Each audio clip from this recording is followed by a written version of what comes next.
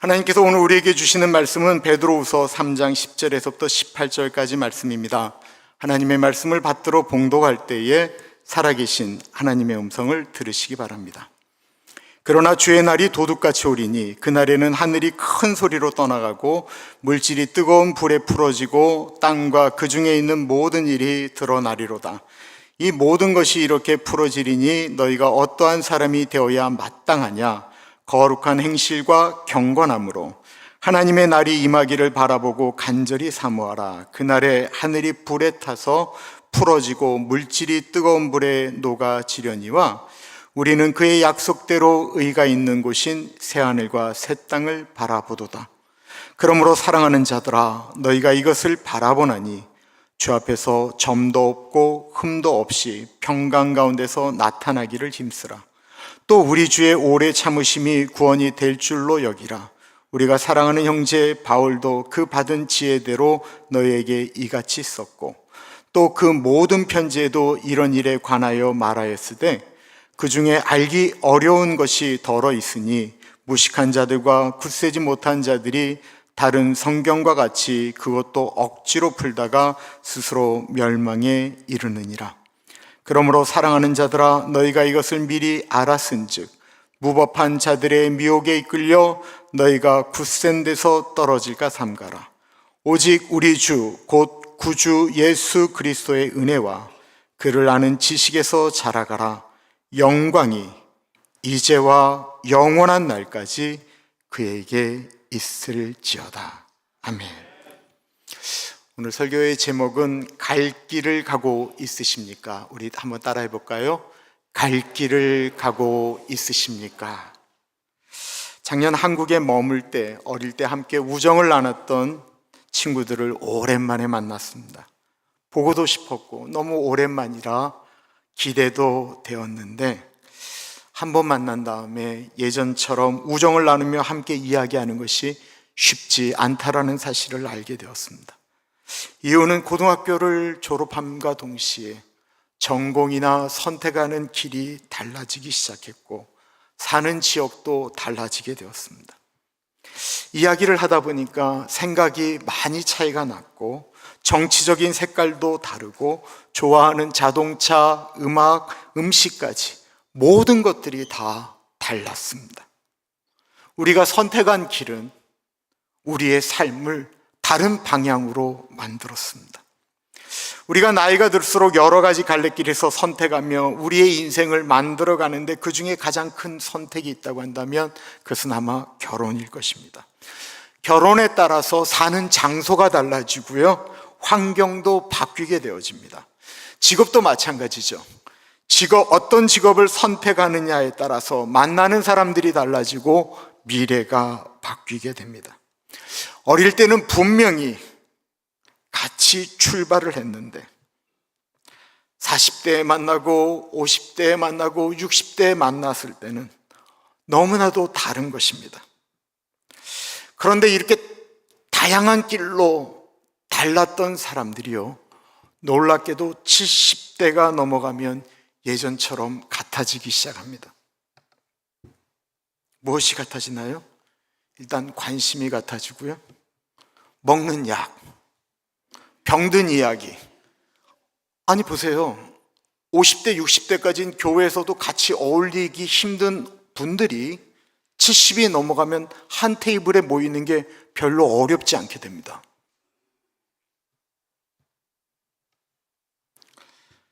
더 나아가서 우리가 나이가 들어간다라고 하는 것은 모든 것들을 다 똑같이, 우리가 다양한 길과 선택을 하지만 우리가 똑같이 가는 길이 있는데 그것은 우리가 나이를 먹는다라는 것, 우리가 늙는다라는 것, 우리가 병든다라는 것, 그리고 마지막에 죽는다라는 것은 우리의 가는 길이 똑같습니다.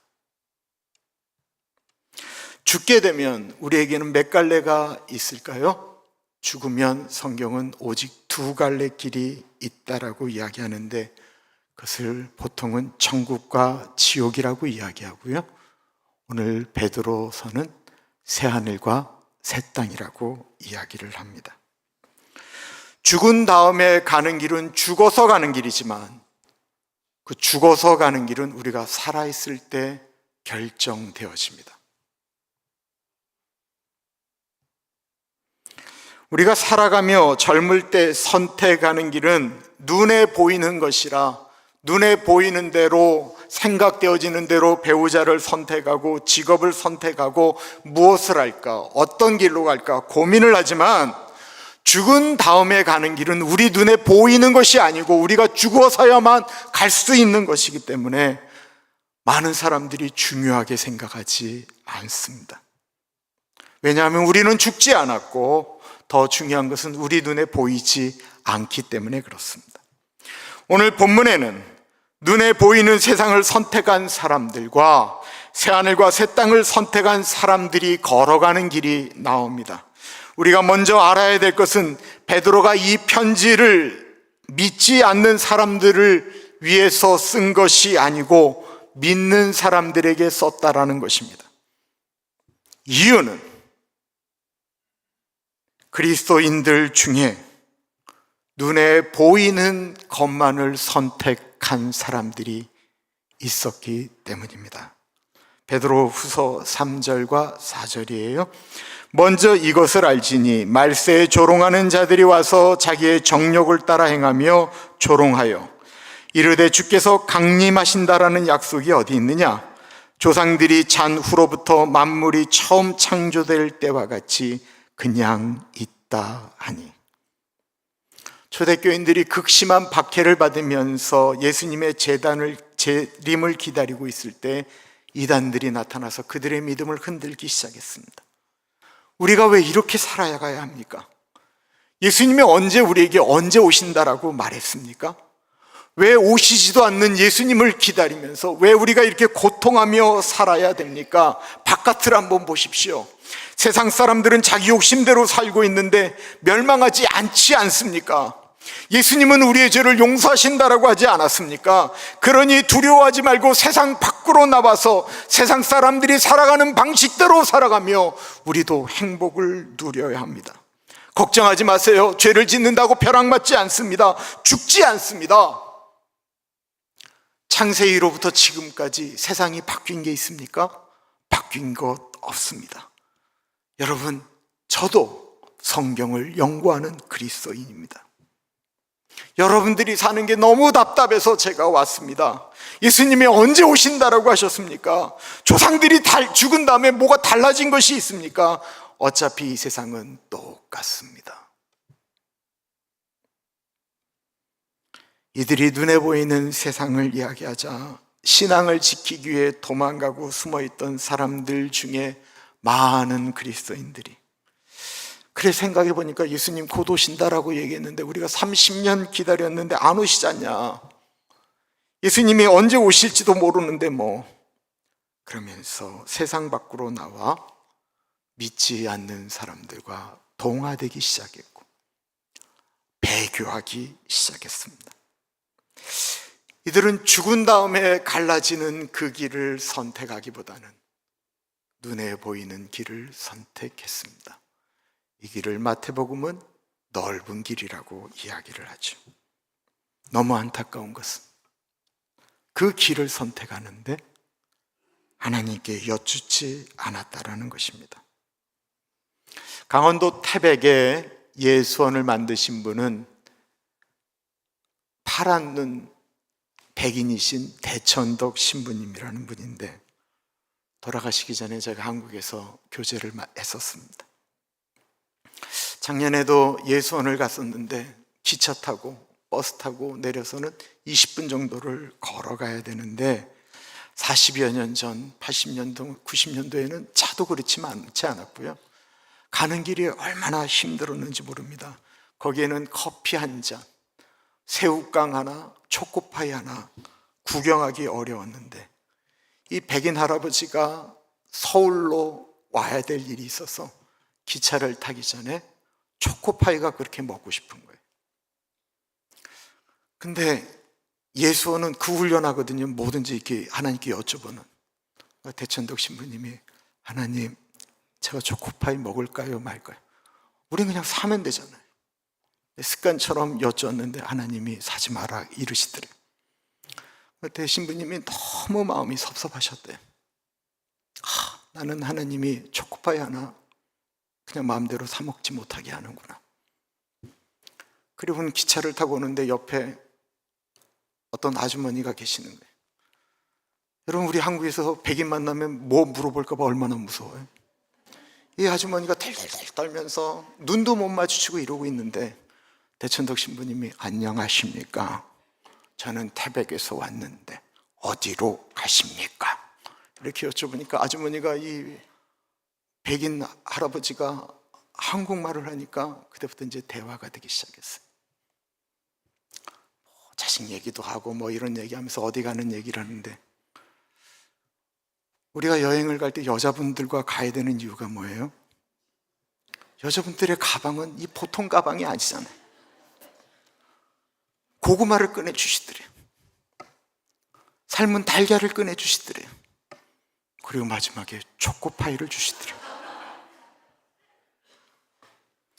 제가 이 말씀을 들은 지 30여 년이 지났는데 제 머릿속에 참 많이 남아있는 얘기예요.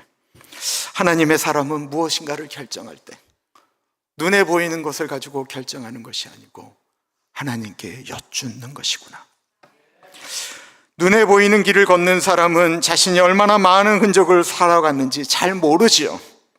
그러던 어느 날 우리의 삶에는 마지막이 찾아옵니다. 이 날은 언제 올지 모르기 때문에 오늘 본문 말씀은 도둑처럼 온다라고 이야기합니다. 그러나 주의 날이 도둑같이 오리니 그날에는 하늘이 큰 소리로 떠나가고 물질이 뜨거운 불에 풀어지고 땅과 그 중에 있는 모든 일이 드러나리로다. 주의 날이 도둑같이 온다라고 하는 말, 도둑이 우리 집에 올 때 언제 찾아온다라고 이야기하고 옵니까? 그럼 우리가 아마 대비를 하겠죠. 그러나 도둑은 예상치 못하는 순간에 우리가 방심할 때 옵니다. 이 세상도 마지막도 우리의 인생도 마치 도둑을 맞는 것처럼 우리가 그렇게 맞이한다라는 것입니다. 야고보서 4장 14절은 우리의 인생을 가리켜 내일 일을 너희가 알지 못하는도다. 너희 생명이 무엇이냐? 너희는 잠깐 보이다가 없어지는 안개다라고 표현하고 있습니다. 10절에 그날이 되면, 다시 말해 죽는다면 그때 살아있을 때 행하였던 모든 악한 것들이, 하나님 없이 살았던 사람들이 행하였던 모든 일들이 드러난다라고 말씀하고 있습니다. 다시 말씀드리면 이 말씀을 듣는 사람들은 믿지 않는 사람들이 믿는 사람들이었다라는 거예요. 예수를 믿는다라는 것은 삶의 흔적에 예수님을 닮아가며 예수님을 따라가는 삶을 의미하는 것인데, 하나님을 믿으면서도 땅의 것만을 생각하고 살아가는 사람들에게 베드로 사도가 하는 무서운 경고입니다. 우리의 삶의 흔적이 심판 때는 드러난다라는 것입니다. 그럼 베드로는 우리에게 어떻게 살기를 권면하는 것일까요? 베드로는 고난을 겪으며 힘들어하는 신앙인들에게 새하늘과 새 땅을 바라보라고 말씀하고 있습니다. 13절에 우리는 그의 약속대로 의가 있는 곳인 새하늘과 새 땅을 바라보도다. 지금 우리가 가나안 교회가 아닌 여기서 지금 부흥회가 열린다라고 생각해 보십시오. 여러분들은 부흥회 은혜받기위해서 참석을 했고 저는 부흥 강사입니다. 제가 여러분들께 지금부터 말씀을 전하면 여러분들은 반응을 하셔야 됩니다. 사랑하는 여러분, 영원한 나라를 바라보십시오. 새하늘과 새 땅을 바라보며 사십시오. 썩어져가는 이 세상의 무가치한 것들을 내려놓고 오직 영원한 나라를 바라보며 살아가십시오. 그 말을 하면 많은 분들이 아멘을 하죠. 저도 그런 부흥에 가서 영원한 나라, 새하늘과 새 땅을 바라보라는 말에 저도 아멘 했습니다. 너무 가슴이 뜨거워서, 그래, 나는 오늘부터 영원한 나라만 사모하며 썩어질 것들을 생각하지 않고 살 거야 라고 굳게 결심을 했습니다. 그리고 매일 하나님 나라를 꿈꾸며 살았습니다. 아내도 자식도 중요하지 않았습니다. 내가 하는 일도 중요하지 않았습니다. 그때 우리 선교단체에서 기도 선교사를 뽑았는데, 기도 선교사, 풀타임 기도 선교사는 하루에 8시간씩 기도하는 거예요. 8시간 기도, 5시간 성경, 4시간 찬송, 금식하고 쪽잠 자면서 살아가겠다. 제가 아멘 했기 때문에 그렇게 살려고 노력했습니다. 책도 그런 책만 봤습니다. 맨발의 성자 이현필. 전라도 광주 지역에 하나님을 만난 다음부터는 하나님의 뜻대로 살겠다고 맨발로 살며, 부부의 연을 맺었지만 더 이상 부부관계를 맺지 않고 수도사처럼 살아가는 맨발의 성자 이현필. 그새 사모님도 산중에서 살면서 위에는 흰저고리, 그 까만 치마를 입고 전도하며 다녔던 무리들, 지금도 전라도인 산중파라고 있어요. 그 이현필 목사님의 그 일대기를 보면 가슴이 막 이렇게 불타올라요. 토마스 아켄피스의 그리스도를 본받아, 토마스 아퀴나스의 책, 이런 수도사들, 그런 분들의 책을 읽고 정말로 새하늘과 새 땅을 살아보겠다라고 생각을 했는데, 어느 순간 뒤를 돌아보니까 우리 집사람도 우리 아이들도 모두 내 주변이 행복하지 않은 거예요. 행복하지 않은 것이 아니고 내 주변이 다 망가지고 있었어요. 새하늘과 새 땅을 바라보며 사는 게 도대체 뭘까요? 저는 새하늘과 새 땅을 바라보며 살겠다라고 하는 삶에 실패했습니다. 제가 실패한 이유는 어떻게 살아가는 것이 새하늘과 새 땅을 바라보며 사는 것인지 아멘만 하라고 했지 부흥 목사님이 정확히 알려주시지 않으셨어요. 여러분들도 아멘 했지요? 어떻게 살아가는 게 새하늘과 새 땅을 바라보며 살아가는 것입니까? 운전을 처음 배우면 눈앞에 있는 것만 보고 가게 되죠. 고개를 좌우로 흔드는 것도 안 됩니다. 눈을 좌우로 돌리다가 앞차를 받을까 봐 두렵습니다. 자꾸 브레이크에 발이 올라가게 됩니다. 핸들을 잡았는데 핸들을 자연스럽게 돌리기보다는 앞을 흔들릴까 봐 꽉 잡아서 핸들에서는 땀이 나죠. 저는 운전을 배울 때 택시 운전을 하시는 목사님에게 배웠습니다. 목사님이 저에게 옆에 있으시면서 저에게 자꾸만 물어보셨습니다. 저기 저 멀리 보이는 신호등 색깔이 뭐지? 근데 고개를 드는 게 무서운데 이렇게 보니까 파란불인 거예요. 파란불입니다. 그렇지, 파란불이면 걱정 없이 가도 되겠네. 그런데 저 앞에 파란불 보이면 우리 앞에 있는 차가 몇 개야? 차가 없습니다. 차가 없으면 들이받을 걱정이 없겠네. 그럼 좌우를 한번 봐도 되겠네.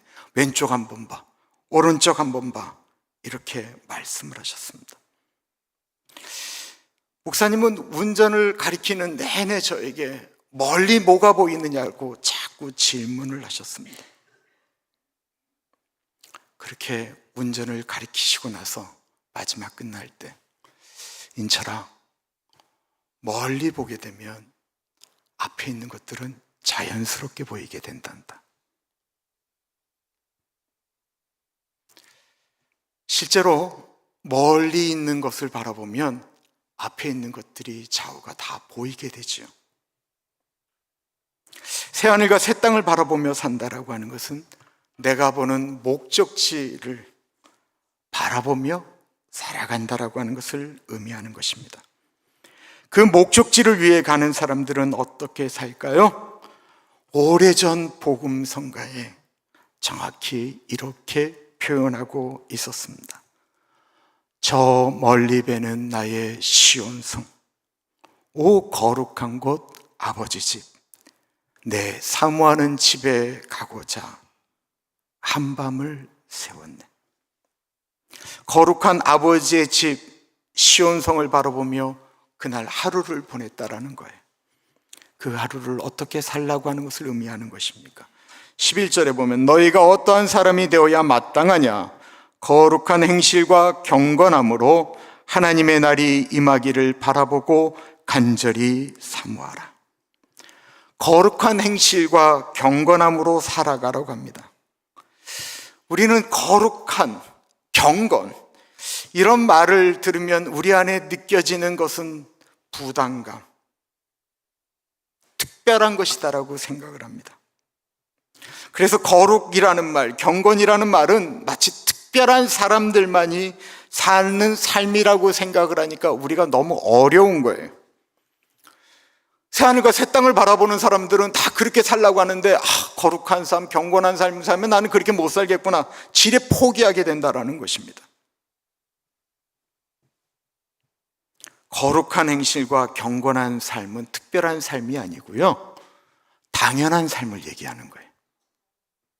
베드로 전서에 보면 우리 보고 선하게 살아라, 아내를 귀하게 여겨라, 남편을 존경해라, 나그네와 같은 사람들을 무시하지 말고 도와라. 내가 아내를 귀하게 여기는 게 이게 특별한 겁니까? 당연한 겁니까? 당연한 거잖아요. 내가 남편을 존경해라 라고 하는 말이 특별한 거예요? 당연한 거예요? 당연한 거잖아요. 정직한 삶을 살아라 얘기하는 것이 특별한 것입니까? 당연한 것입니까? 거짓말하는 삶이 당연한 거예요? 당연하지 않은 거예요? 주일날 예배 드리는 것이 특별한 겁니까? 당연한 겁니까? 내가 하는 일에 최선을 다하는 것이 거룩입니다. 내가 돈 받고 일하면서 농땡이 치고 그 시간에 성경 읽고 있는 게 거룩입니까? 그건 거룩을 파괴하는 것입니다. 쾌락주의라고 하는 것은 우리가 당연하게 해야 될 것들을 파괴한 거예요. 저는 신학교 다닐 때 잘 노는 것이 경건이라는 말을 우리 교회도 가끔 오셨던 서정훈 총장님에게 딱지가 들도록 들었습니다. 체육대회 할 때 잘 노는 게 경건이지 축구하면서 때때마다 기도하는 게 거룩이고 경건입니까? 축구하다 갑자기 기도해야 되라고 기도하다가 공 맞으면 그거 어떻게 하겠어요? 축구하지 말고 가서 기도해야지. 그러려면 체육대회 하면서 잘 논 다음에 다시 하나님께 기도하고 새 힘을 얻고, 그래서 잘 노는 것이 경건이라고 말씀하셨어요. 거룩과 경건은 당연한 삶을 사는 거예요.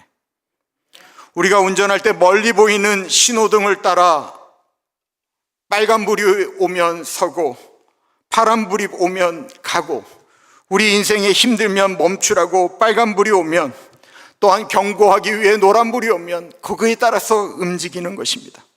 빨간불에 차가 서는 것이 당연한 것이지 특별한 게 아니잖아요.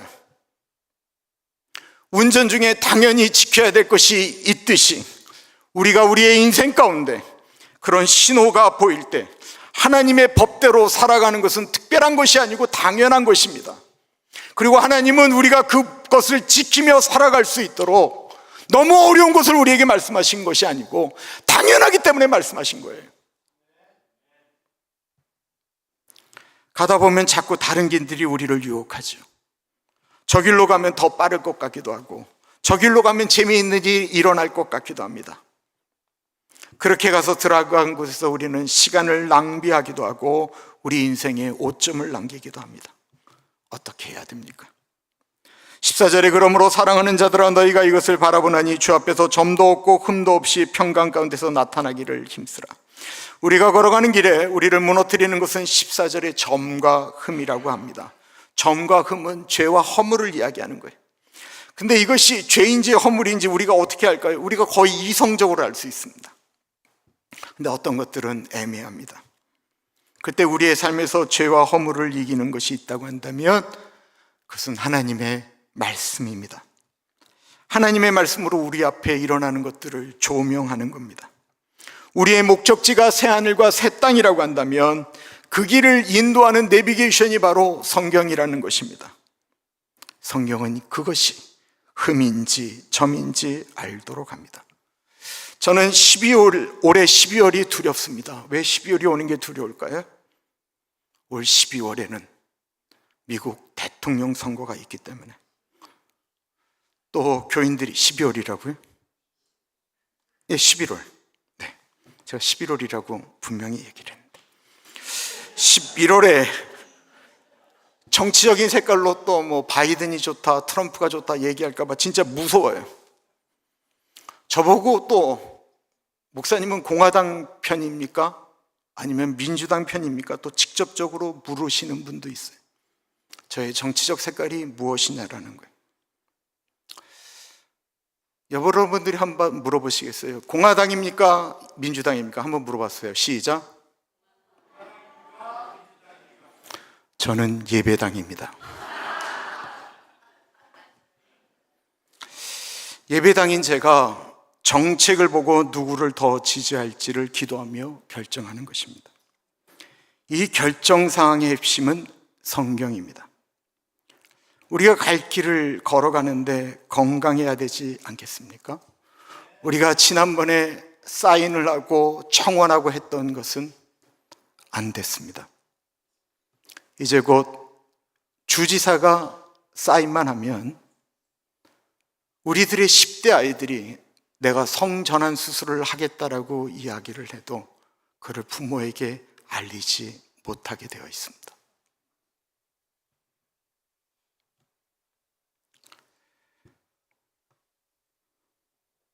저는 그것을 이야기한 사람이 민주당이기 때문에 저는 민주당에 거기에 대해서 동의하지 않습니다.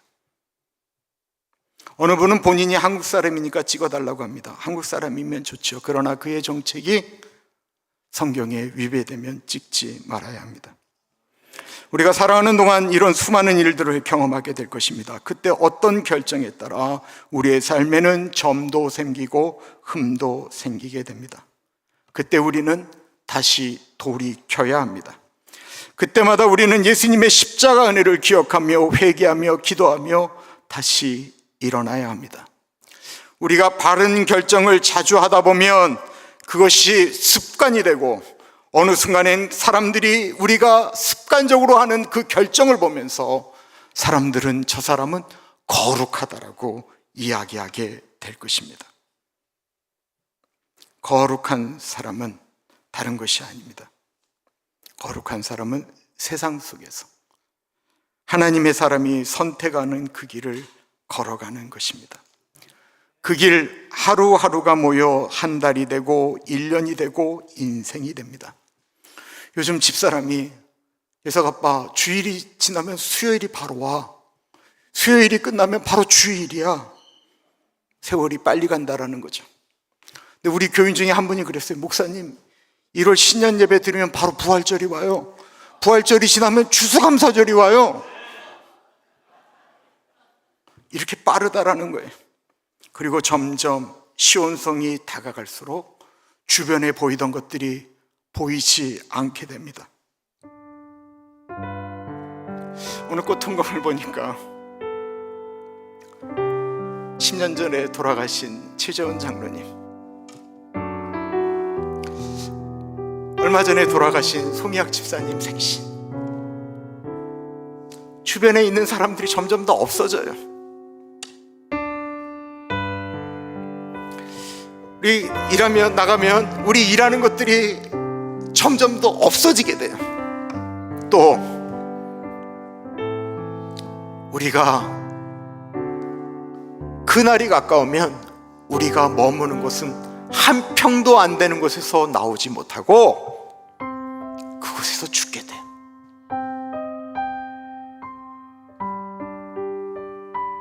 우리는 갈 길을 제대로 가고 있습니까? 그리고 그 방향은 정확하십니까? 눈을 감아 보십시오. 눈을 감고 저 멀리 보는 시온성을 바라보십시오. 그러면 우리 앞에 있는 것들이 그렇게 크게 다가오지 않습니다. 반대로 그 시온성을 같이 붙들고 가야 될 사람들이 보이게 될 것입니다. 우리 그 길을 소망하는 마음으로 걸어가지 않으시겠습니까? 우리 찬양합니다. 멀리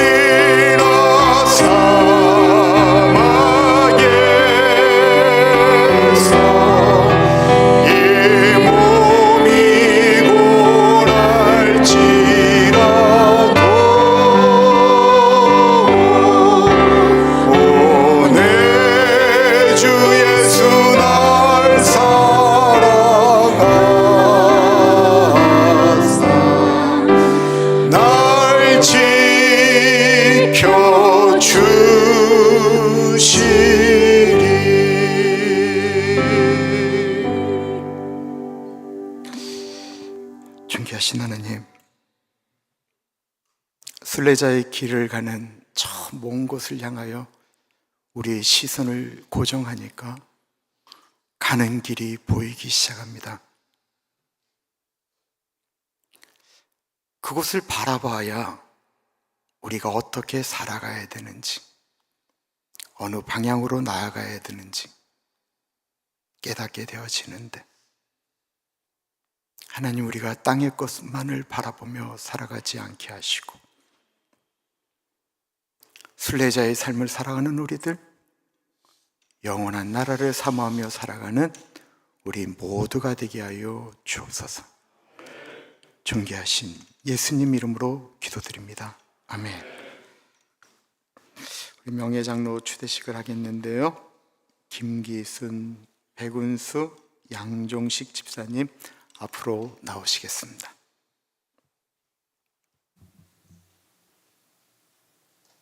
이종성 장로님,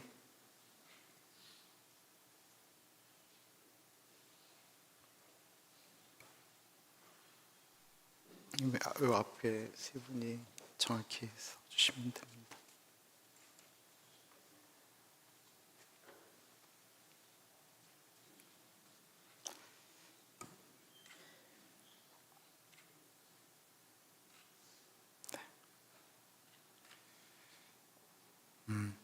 저희가 이렇게 저희 교회에서 패를 만든 게 이번이 처음이에요. 패를 만들진 않았는데 이 어른들이 지금까지 걸어왔던 길, 수고하셨던 것들, 삶의 흔적을 우리 당회가, 우리 교우들이 그냥 어떻게 할 수가 없어서 패를 만들었어요. 저희 교회를 대표해서 당에 서 계신 이종성 장로님께서 패에 있는 글귀를 읽어드리도록 하겠습니다.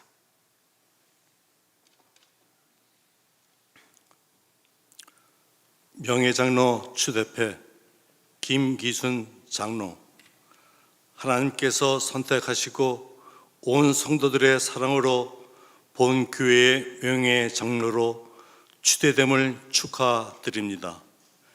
교회의 큰 어른으로 마지막까지 충성하시길 바라며 사랑과 존경, 우리의 마음을 입에 담아 드립니다. 2024년 6월 16일 오렌지 가나안 장로교회 성도 일동.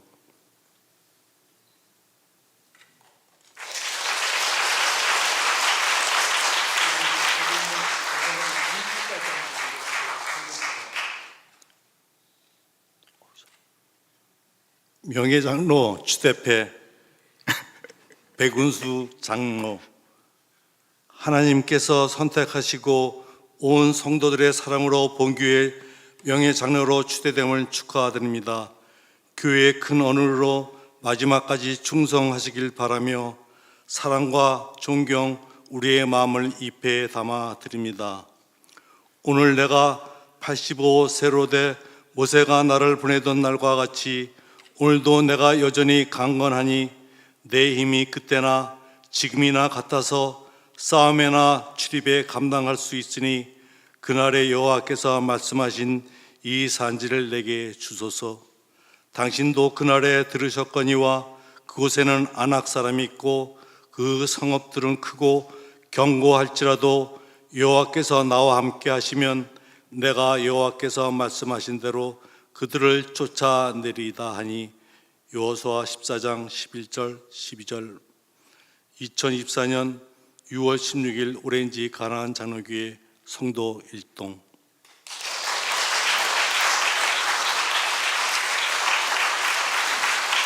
양종식 장로 이하 동문.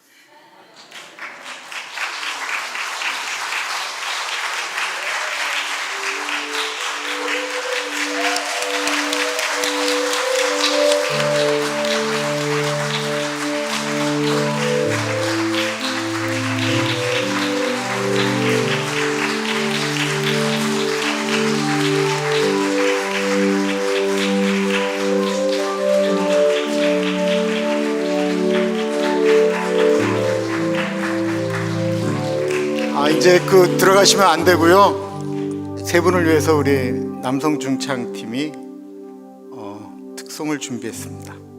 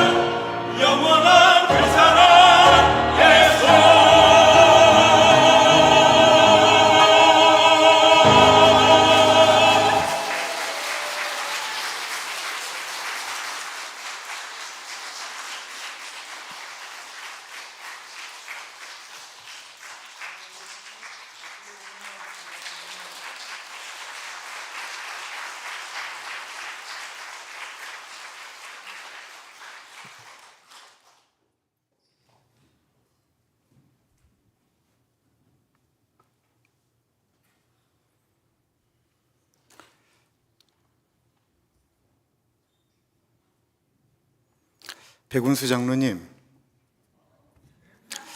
양종식 장로님, 김기순 장로님,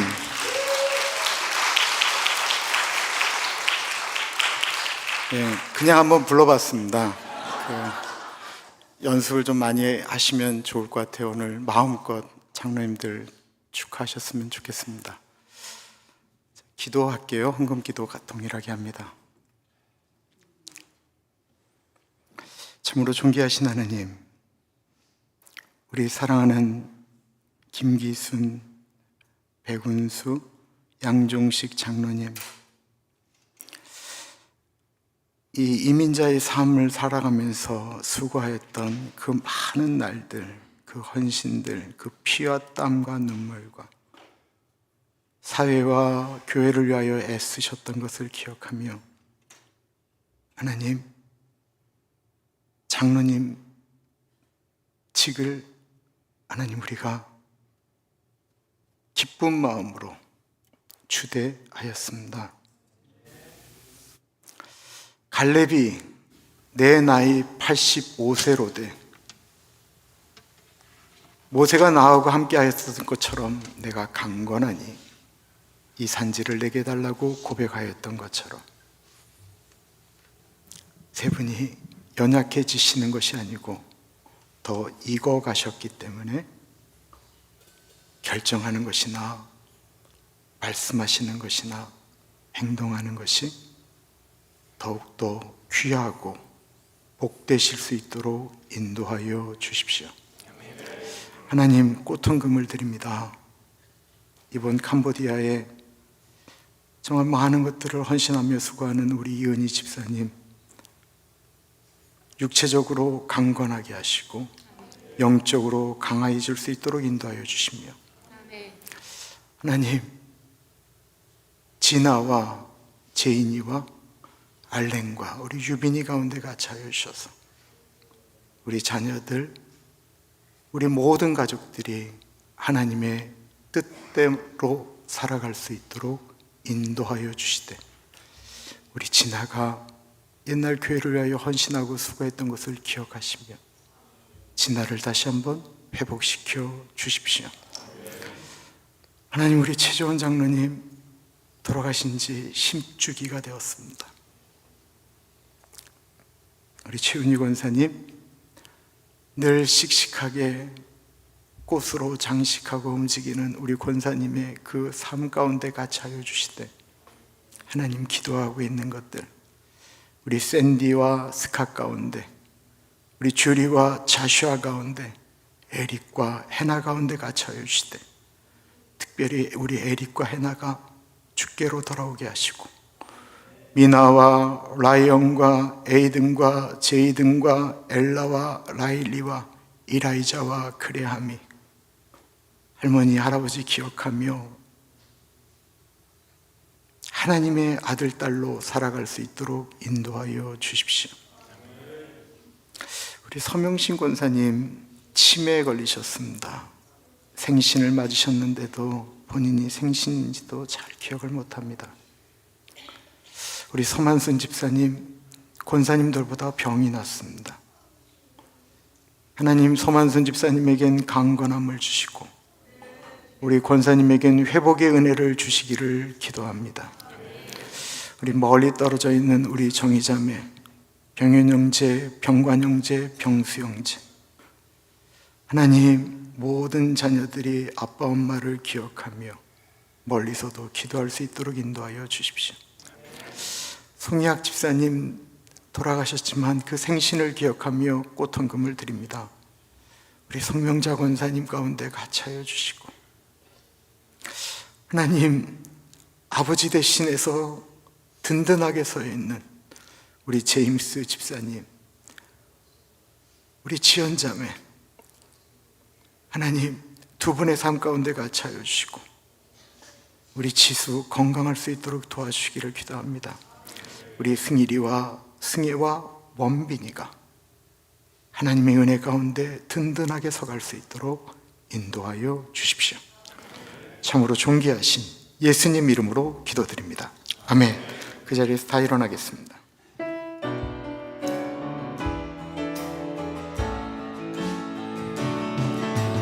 피난처 되시는 주 예수, 영원한 승리의 왕, 주님의 얼굴을 구할 때 주의 빛 비추시네. 전쟁은 주님께 속했네. 승리는 우리의 것. 예수의 이름을 높이며 영원히 찬양하리. 주님의 임재에 온 땅을 들리고 우리 기도에 하늘을 여시네. 온 민족과 열방 주께 경배해. 영원히 보좌에 계신 왕께. 주님의 임재에 온 땅을 들리고 우리 기도에 하늘은 여시네. 온 민족과 열방 주께 경배해. 영원히 보좌에 계신 왕께. 하나님 어린 양께, 하나님 어린 양께, 보좌에 계신 왕께, 보좌에 계신 왕께.